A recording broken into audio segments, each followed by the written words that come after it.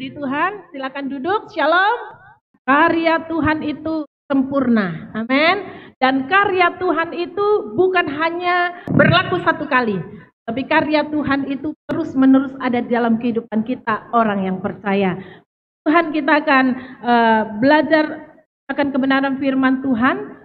Saya percaya semua ini sudah tahu firman Tuhan, tetapi dengan kebenaran firman Tuhan, kita hari lepas hari semakin dikuatkan, kita akan semakin mengerti apa yang menjadi kehendak Tuhan di dalam kehidupan kita. Dan kita lihat di dalam Lukas pasal 7 ayat 6 dan ke-7, langsung nanti kita sambung Markus pasal 5 ayat 22 sampai 23. Kita akan baca bersama-sama. 1, 2, 3. Lalu Yesus pergi bersama-sama dengan mereka. Ketika ia tidak jauh lagi dari rumah perwira itu menyuruh sahabat-sahabatnya untuk mengatakan kepadanya, Tuan, janganlah bersusah-susah, sebab aku tidak layak menerima Tuhan di dalam rumahku. Sebab itu, aku juga menganggap diriku tidak layak untuk datang kepadamu. Tetapi katakan saja sepatah kata, maka hambaku itu akan sembuh. Lalu kita baca Markus pasal 5 ayat 22 sampai yang 23. 1, 2, 3.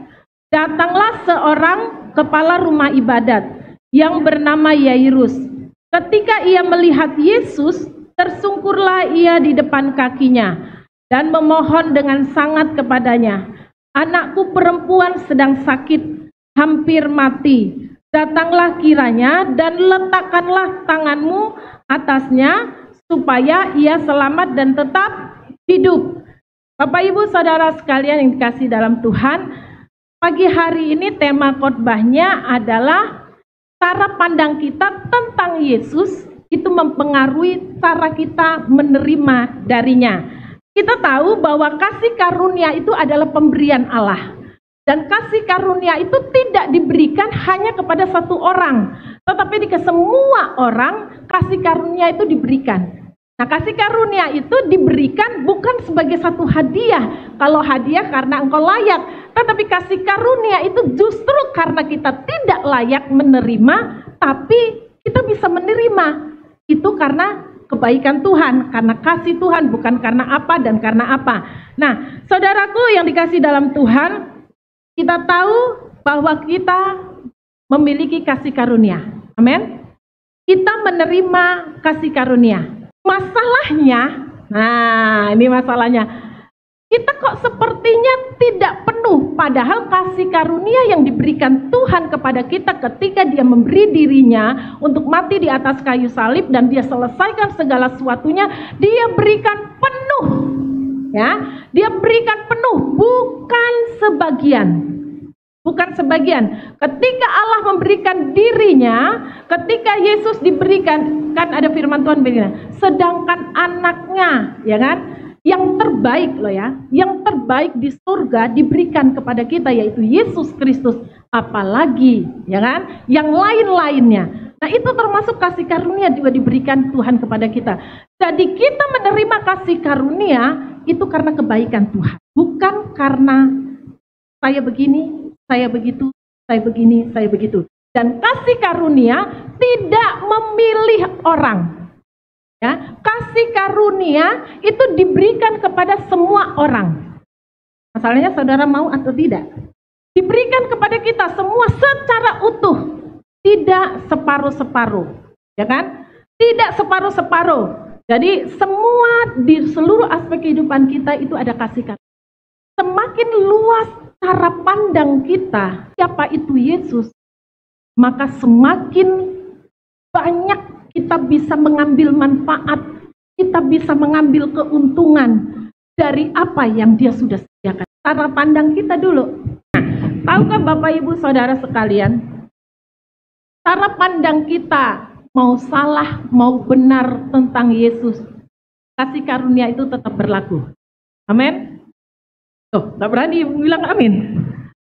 Perhatikan ya, kasih karunia itu ya, cara pandang kita, ini yang kita katanya orang Kristen, orang yang percaya.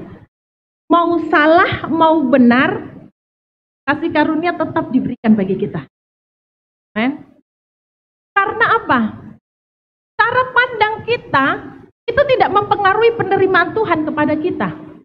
Tapi cara pandang kita itu sangat mempengaruhi bagaimana cara kita bisa menerima kepenuhan Tuhan. Menerima seluruh kelimpahan kasih karunia itu. Cara pandang kita itu menentukan. Itu tidak berpengaruh kepada Tuhan. Karena dia sudah berikan dengan cuma-cuma. Kasih karunia itu adalah ketika kita memiliki pandangan yang benar akan Yesus. Pandangan yang luas akan Yesus. Kita akan bisa menerima, mengambil manfaat, mengambil keuntungan apa yang sudah Tuhan sediakan. Jadi cara pandang kita lihat, contoh di dalam Lukas tadi, itu seorang perwira, dia punya hamba yang sakit. Kan? Dia punya hamba yang sakit. Ketika dia memohon kepada Tuhan, Tuhan sembuh. Ketika Yesus juga berada di satu tempat, Yairus berkata, Tuhan tolong dong, ini anak saya sakit. Coba datang ke rumah, tumpangkan tangan, pasti anakku menjadi sembuh. Yesus datang menolong. Di Lukas pasal 7, Tuhan tolong. Markus pasal 5, Tuhan tolong. Dan Tuhan lakukan mujizatnya. Apa bedanya di situ? Saudaraku, Yesus tidak berbeda untuk kepada semua orang. Dia berikan kasih yang sama, dia berikan kasih karunia yang sama. Tapi ada yang berbeda dari perwira dan dari Yairus. Perwira ini dia hanya berkata, Tuhan gak usah masuk deh, aku gak layak. Tuhan ngomong sekata aja Tuhan, pasti hambaku sembuh. Tetapi Yairus, dia berkata, Tuhan datang ke rumahku. Kalau engkau menumpangkan tangan, pasti anakku sembuh. Mujizatnya sama? Sama. Apanya yang berbeda? Cara mereka menerima respon. Yang perwira hanya berkata, gak usah deh datang. Ngomong aja Tuhan, satu kata. Kan? Sama-sama mujizatnya dilakukan oleh Tuhan. Sama-sama kasihnya diberikan oleh Tuhan. Tetapi dahsyat Yesus berkata begini. Imanmu sangat besar dan tidak kudapat itu. Ini bukan masalah ukuran iman. Yesus tetap menolong Anda dengan punya cara apapun ya. Saudara berdoa pakai jerit-jerit, Tuhan tetap tolong ya. Saudara dan saya hanya santai-santai mungkin doanya sambil ngomong, Tuhan tetap tolong. Ya kan? Cuma masalahnya adalah kalau ini dia pakai dengan cara-cara yang bagaimana menggerakkan hati Tuhan. Yang satu menggerakkan bagaimana cara menggerakkan hati Tuhan. Yang satu dengan santai karena dia tahu Tuhan pasti tolong. Mau pilih yang mana? Mau hidup menikmati kasih karunia-Nya? Semua pasti Tuhan tolong. Semua pasti Tuhan jawab. Tapi cara pandang kita itu mempengaruhi bagaimana cara kita menerima. Ya kan? Kita punya masalah yang sama, tetapi masalah yang menghadapinya berbeda. Ya kan? Menghadapinya berbeda. Ada yang sepertinya, pokoknya aku mesti deh doa pagi, siang, sore, dan malam. Nah, kalau perlu bangun jam 2 malam. Nah, kan Tuhan bilang begini. Tuhan bilang ini, jangan jemu-jemu berdoa. Ya kan? Tapi yang satu, dia berkata gini, Tuhan, aku percaya Engkau sudah menyediakan segala sesuatunya. Saudara akan hidup di dalam ketenangan. Tuhan jawab ini, Tuhan juga jawab ini. Sekarang bukan masalah jawabannya, tapi bagaimana kita bisa menghadapi segala sesuatu dengan tenang. Kita bisa menghadapi segala sesuatunya dengan enjoy. Bukan pura-pura kuat, bukan pura-pura bertahan, tetapi benar-benar kita tahu bahwa pertolongan itu adalah bagian Tuhan. Amin. Jadi tahu ya, bagaimana cara pandang kita itu sangat mempengaruhi. Memang tidak berpengaruh kepada Tuhan. Tuhan akan tetap tolong. Kan? Saudara doa sambil nangis-nangis jungkir balik, Tuhan akan tolong. Tapi saudara hanya duduk berdoa di ujung situ pun dengan santainya berdoa, Tuhan juga akan tolong.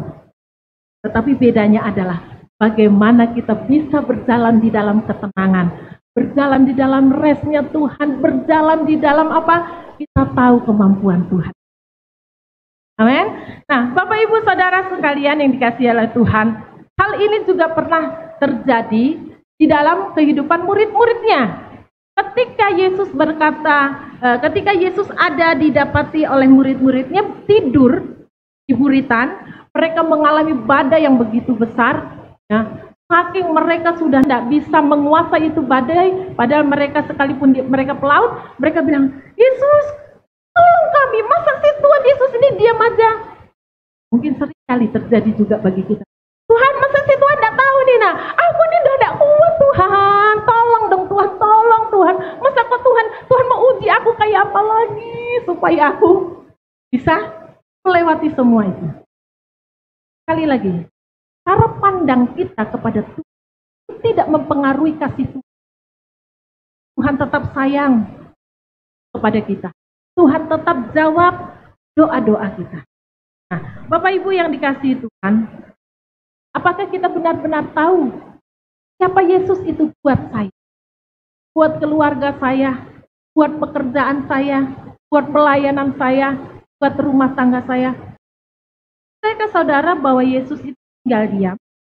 Percayakah saudara bahwa dia tidak akan menolong saudara?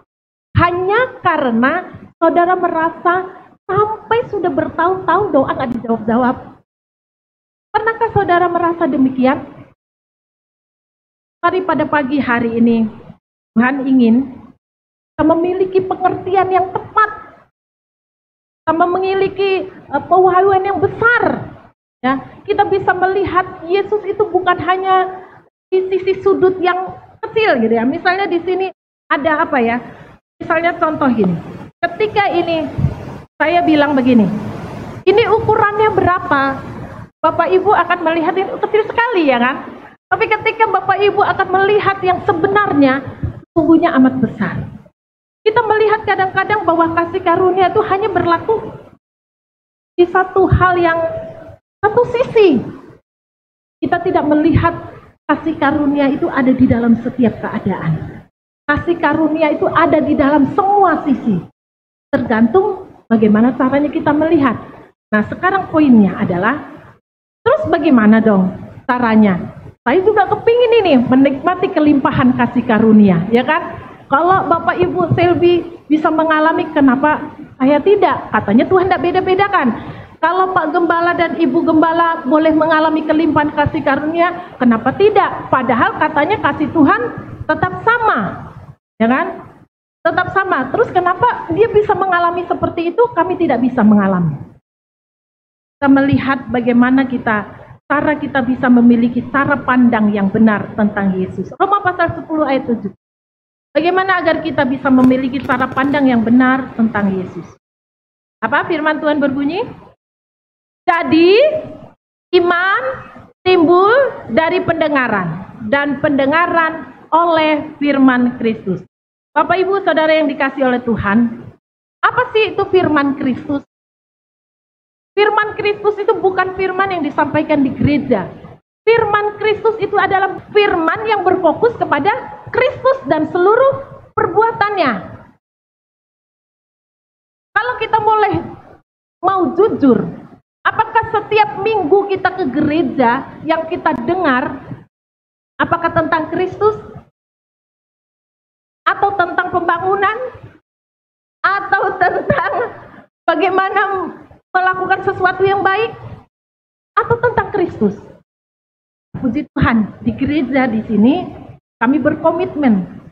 Apapun yang kami sampaikan, fokusnya adalah Kristus itu. Karena firman Kristus yang disampaikan, pasti firman itu memerdekakan. Tidak justru membuat orang menjadi lebih dituntut. Pernah saudara pulang ke gereja, saudara merasa dituntut Tuhan, wah saya harus melakukan ini, aduh saya harus melakukan ini. Firman Kristus itu menyembuhkan, bukan melukai hati.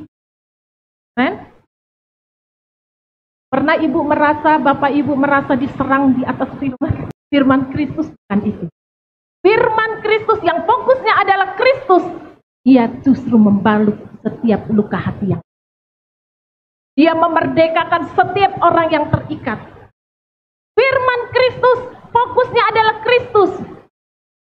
Dia justru memerdekakan, menyembuhkan, kan? Menguatkan, bukan membuat orang begitu pulang gereja langsung loyo, langsung ketakutan. Firman Tuhan fokusnya ada tidak pernah memberikan ketakutan. Jadi bagaimana kita bisa memiliki cara pandang yang benar? Teruslah mendengar tentang Kristus. Teruslah mendengar tentang Kristus. Karena apa yang kita dengar itu bisa mempengaruhi cara pandang kita. Coba Bapak Ibu dengar terus berita COVID. Pasti kan ketakutan.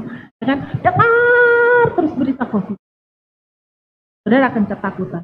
Dengar terus ekonomi anjlok. Saudara akan ketakutan. Dengar terus gitu ya. Sesuatu yang, dulu masih zamannya kerja, saya batu bara anjlok. Aduh, ini pengaruh ini. Nanti ini berpengaruh dengan gaji ini, ya kan? Berpengaruh dengan bonus ini. Maksudnya, batu bara anjlok. Aduh, semuanya. Jadi menjadikan kita ketakutan. Jika kita mendengarkan firman, kata tentang Kristus yang menceritakan tentang kasih dan kebaikan, dengarlah terus. Konsisten mendengar tentang Tuhan. Bukan mendengar tentang yang lainnya. Kalau yang lainnya itu hanya informasi, hanya tambahan, tapi bukan itu yang utama. Jadi ketika kita memiliki cara pandang yang benar, sekalinya Yesus itu begini. Kita tidak hanya menikmati kasih karunia Tuhan hanya sebagian. Firman Tuhan kata, kita akan berkelimpahan kasih karunia-Nya. Mari Bapak Ibu Saudara yang dikasihi oleh Tuhan, teruslah dengar dan jangan berhenti. Dengarlah, tutup telingamu untuk hal-hal yang menakutkan, tapi terus buka telingamu, pendengaranmu akan hal-hal yang membangkitkan iman. Iman timbul dari pendengaran, kan? Pendengaran oleh firman Kristus. Kita akan terus mendengar, dan ketika kita mendengar, maka cara pandang kita, ketika cara pandang kita berubah, kita akan lebih luas lagi pandangan kita. Lalu kita melihat bagaimana firman itu bekerja dalam kehidupan kita. Semakin banyak kita mendengar tentang Kristus, semakin kita menyadari, ternyata Yesus itu mengasihi aku. Yesus tidak pernah menolak aku. Yesus tidak pernah membuang aku. Yesus tidak pernah menyingkirkan aku. Semakin kita banyak melihat kasih Tuhan, maka semakin kita akan lebih jelas melihat kasih karunia-Nya itu diberikan bagi kita. Banyak orang yang tidak tahu, sehingga mereka akan berjuang bagaimana mereka hidup di dalam kemenangan Kristus. Bapak Ibu yang dikasihi Tuhan, apa sih akibatnya jika kita terus mendengar firman Kristus?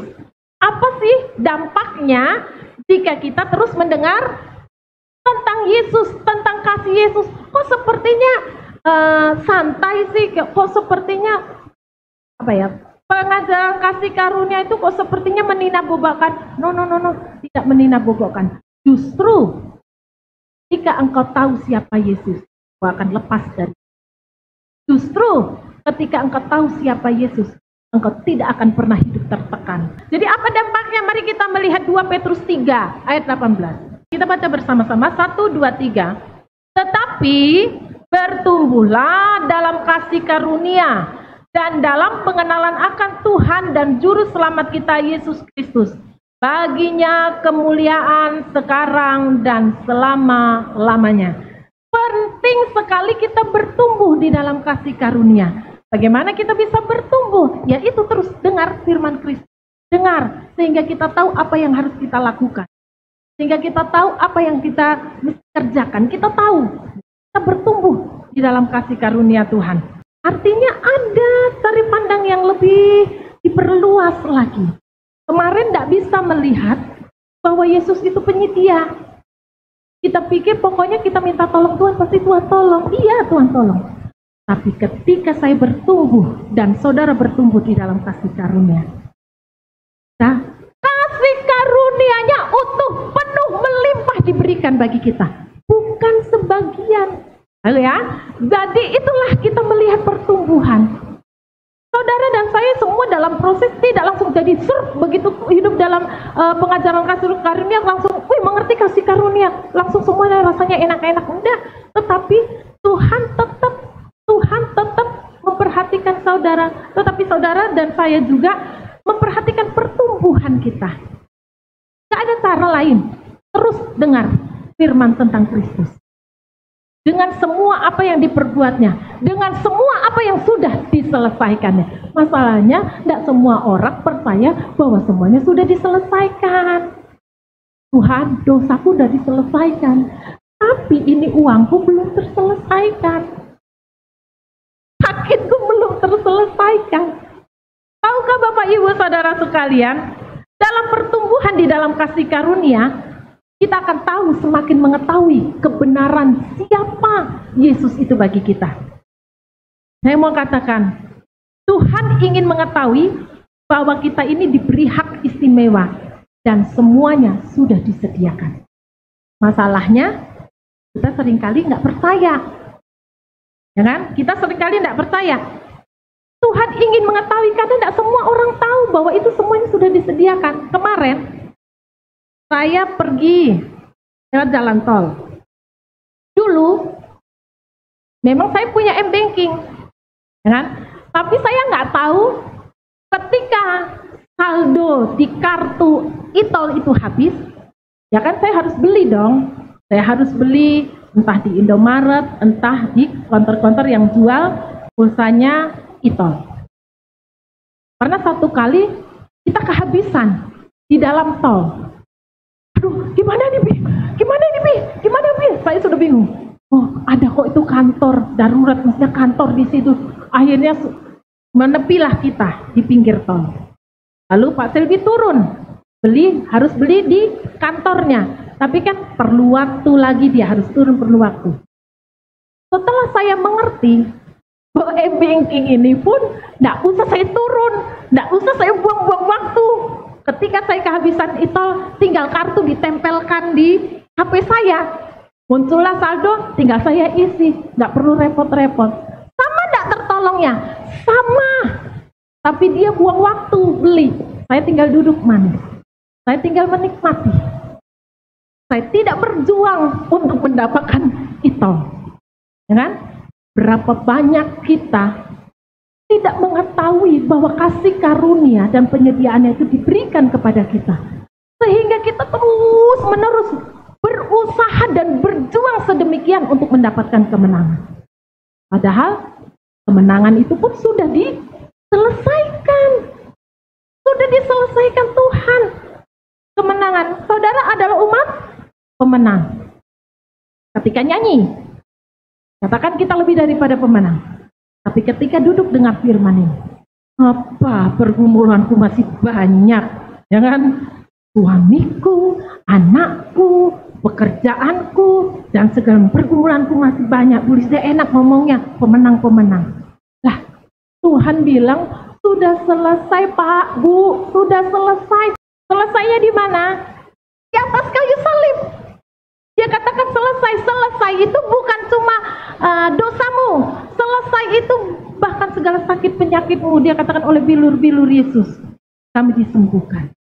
Oleh karena pengorbanan Tuhan, kita yang miskin menjadi kaya oleh karena Dia yang kaya rela menjadi miskin. Yang perlu kita ketahui adalah Tuhan ingin kita mengetahui bahwa kita ini diberi hak istimewa dan semuanya itu sudah disediakan. Ya itu tadi, kalau orang tidak tahu bahwa itu semua tersedia di m-banking, dia akan turun berjuang mencari pulsa, bagaimana pulsa e-tol ini bisa terisi. Tetapi karena dia tahu, dia punya m-banking, tinggal tempel, terisilah itu pulsa m-banking, pulsa e-tol. Ya kan? Jadi sangat-sangat penting bahwa kita mengetahui bahwa saudara punya hak istimewa. Amin. Hak kasih karunia yang diberikan Tuhan pada kita. Nah, artinya bahwa kita bukan lagi bergerak dari yang tidak ada menjadi ada. Dulu kan kita begini, Tuhan aku percaya bahwa Engkau sanggup melakukan yang tidak ada menjadi. Tapi setelah saudara dan saya bertumbuh di dalam kasih karunia, kita tidak lagi bergerak dari yang tidak ada menjadi ada. Tapi kita bergerak dari yang sudah benar. Kenapa? Karena kesembuhan itu sudah ada buat saya. Karena berkat itu sudah ada buat saya. Kekuatan itu sudah ada buat saya. Buktinya, Yesus ada di dalam. Kenapa kita harus lagi merontak-rontak ketika kita ada dalam persoalan? Tuhan, tolong beri aku kekuatan bisa menghadapi semua persoalan yang aku hadapi. Emang kekuatannya ada di mana? Kekuatannya ada di mana, Bapak Ibu? Dan sudah ada di dalam, kenapa Bapak Ibu minta lagi? Yang perlu kita lakukan adalah menyadari bahwa Dia selalu beserta dengan kita. Maka kekuatannya itu pun menjadi kekuatan kita. Kemenangannya itu pun juga menjadi kemenangan kita. Amin. Jadi saudaraku, saudara tetap Tuhan tolong iya. Cuma bagaimana caranya saudara dan saya bisa menikmati hidup dari kelimpahan kasih karunia. Sebab itu Tuhan ingin kita mau dan tahu, menyadari bahwa kita punya hak istimewa. Amin. Coba senggol kanan kiri kata, aku punya hak istimewa loh di dalam Tuhan. Iya. Jadi kita berjalan bukan lagi berdasarkan usaha kita untuk memperoleh kemenangan. Bapak Ibu, contohnya gini. Ketika kita bekerja, kalau dulu kita bilang, Tuhan berkati di pekerjaan. Saya bekerja untuk agar kita dilimpahi dengan berkat, ya kan? Tetapi orang yang hidup tahu dia punya hak istimewa, dia tidak akan lagi, Tuhan tidak ngajarin malas. Pengajaran kasih karunia tidak mengajarin malas. Tidak mengajarin malas. Tetapi engkau tahu, ketika engkau tahu bahwa kau punya hak istimewa, aku adalah orang yang diberkati, aku akan bekerja, aku tidak akan takut, walaupun di sana sikut, di sini sikut, saya tidak ada urusan. Walaupun di sana jual produk yang sama, saya tidak ada urusan. Saya penjual sambal roa. Tapi saya tidak pernah takut ada beribu-ribu. Mungkin di Balikpapan ada penjual sambal roa. Saya tidak pernah takut. Karena saya tahu saya adalah orang yang diberkati. Ketika saya tahu saya adalah orang yang diberkati, Bapak Ibu tahu adalah gak takut. Sekalipun orang bilang itu saingan, padahal kita tidak pernah menganggap saingan.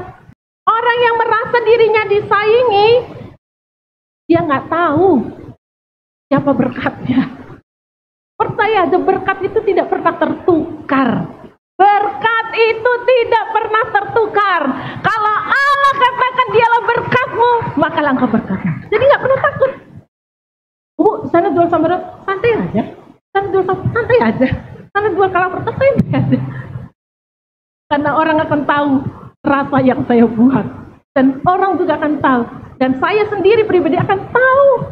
Berkatnya itu sudah disediakan. Saya nggak perlu kejar-kejar berkat. Bagaimana supaya saya diberkati? Karena berkat tidak pernah tertukar. Amin Bapak Ibu. Berkat tidak pernah tertukar.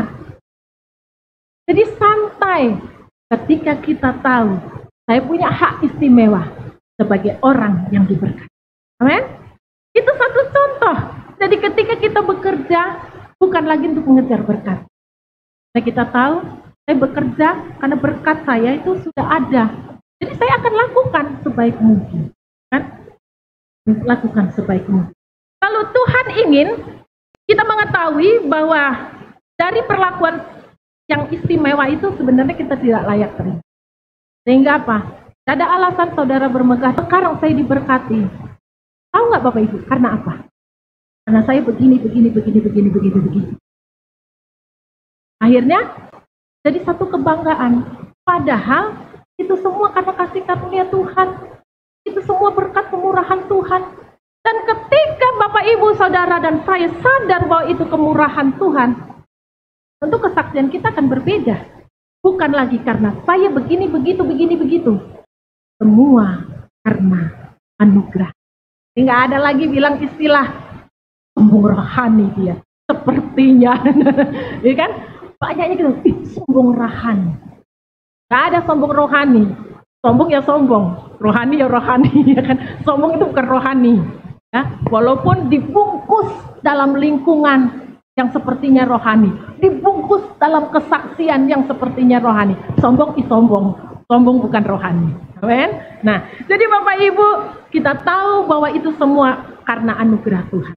Dia ingin kita bisa dan terus menikmati keuntungan penuh dari kasih. Jadi, Yesus ingin kita tahu bahwa dia memberikan kasih karunia-Nya itu, kita terus-menerus bisa menikmati. Artinya bahwa kasih karunia itu terjadi dalam seluruh aspek kehidupan kita, bukan cuma satu.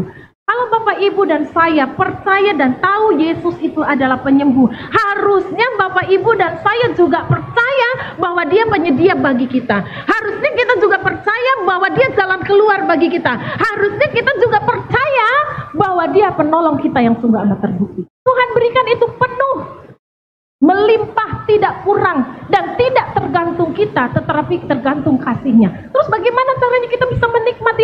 Lihat terus betapa Tuhan mengasihimu, betapa Tuhan menyayangimu. Lihat itu terus, sehingga sampai kita bisa mempercayai, oh iya ya, Tuhan bisa kirim pelanggan buat saya. Oh iya, Tuhan bisa kirim customer buat saya. Oh iya ya. Sebab itu Tuhan ingin kita tahu itu, pandangan kita luas, makanya kita bisa menikmati keuntungan-keuntungan kasih karunia yang semuanya sudah disediakan Tuhan. Pak Gembala, tolong dong datang ke rumah saya. Oh iya ya, saya berdoa di sini ya Pak, saya berdoa sini. Enggak Pak, Pak datang ke rumah Pak. Kayaknya enggak yakin kalau enggak dijamah. Saudaraku, enggak penting yang seperti itu. Karena apa? Yesus itu ada di dalam kita, pengurapan itu ada di dalam kita. Jangan pernah takut anak-anak yang di luar kota. Jika kita tahu bahwa Yesus pun pengendali bagi kita. Dulu saya ketika punya masalah, saya, anak saya bermasalah, saya maunya lari cepat. Sekarang tidak. Saya tahu sama Yesus mengendalikan saya. Yesus pun sanggup mengendalikan. Nah, yang terakhir. Bapak ingin kita mengetahui bahwa kasih karunia-Nya diberikan pada kita berlimpah-limpah. Tidak pernah habis. Kita akan terus mengalami kemurahan-Nya setiap hari. Artinya apa? Dia selalu mau dan mau menolong kita.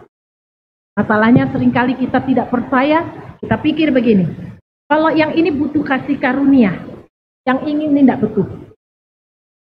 Kalau ini Tuhan bisa melakukan dengan kasih karunia. Kalau yang ini saya tidak yakin. Padahal kasih karunia yang diberikan berlimpah itu tidak pernah habis. Artinya setiap hari kita berjalan dalam kasih. Amin. Setiap hari kita berjalan dalam kasih karunia Tuhan. Dan ketika kita hidup, kita berjalan dalam kasih karunia Tuhan. Bahkan kita pun bisa menjadi kasih karunia bagi orang lain. Satu waktu, satu orang begini. Dia nggak tahu, dia sudah lama minta tolong ke saya untuk kena nabung di salah satu bank. Karena dia bekerja di bank. Saya ingin sekali.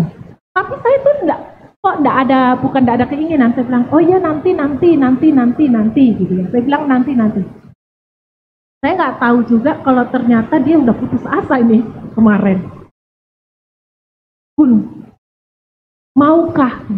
Itu saya nggak tahu, dengan senang hati, dengan entengnya, ayo, gitu saya bilang, ayo tapi nggak seberapa ya, nggak apa-apa Bun, yang penting tolong saya ini. Saudaraku begitu luar biasanya dia, aduh Bun, saya nggak tahu, sampai sudah nggak tahu saya mau cari jalan keluar di mana lagi.